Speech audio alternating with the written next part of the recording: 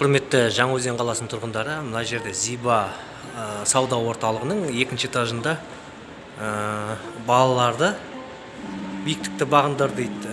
Бұл жерде робототехника, бағдарлау, инженерный көшбасшылық, ораторлық шеберлік дейді, тайм-менеджмент, маркетинг, қаржы сауаттылық дейді. Ерте дамыту дейді, 1,5-3 жастан, менталды арифметика 5 жастан, мектепке дайындық, тоқ өтерін айтқанда. Жасампаз Жаңаөзен деген мына жерде инстаграм парақшасы бар, мына нөмірге бар. Осында хабарласып, балаларыңыздың ерте дамуына үлес қоссаңыздар болады. Үйірмелер, кружоктар, осыларды бәрін үйретеді осы жерде, мына орталықта. Ассалаумағалейкумдер, армысыздар. Зиба сауда орталығының екінші этажы. Кружоктар, би дейді, тағы қосымша сабақтар, английскийлер бәрі бар мына жақтарда. Мұнда английскийде маған келсін деп жатыр. Психолог да, логопед, гимнастика, домбыра бар да. Нема? Английский үйретесіз да? Мен үйретпеймін, мына жақта бар. Сіз не үйретесіз? Мен психологияда Монтессориді развивайтын. Мамандығым инвалидтер. Тамаша. Онда неге сіз инстаграммен жұмыс жасамайсыз? Инстаграммен сондай мамандар деген жоқ, іздейтін адамдар көп қой. Сіз көрсете берсеңіз инстаграм парақшаларға бар ғой.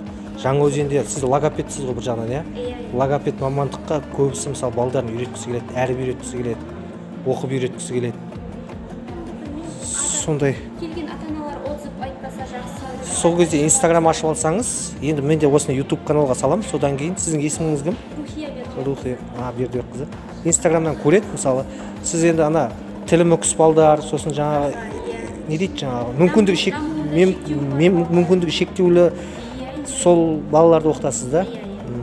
Жақсы, тамаша. Қанша уақытта үйретесіз сонда сіз? Әр баланың диагнозына байланысты әртүрлі. Мысалы, ЗПР дегендер, олар уже психология развитие, олар неврологический. Ал ЗРР болса, онда олар развитияға қарайды. Олар оңай болады. Аутизмдер тоже мышлениеге, мелкий моторика. Аутизм жаңағы сөйлемей қалған балдар ғой да?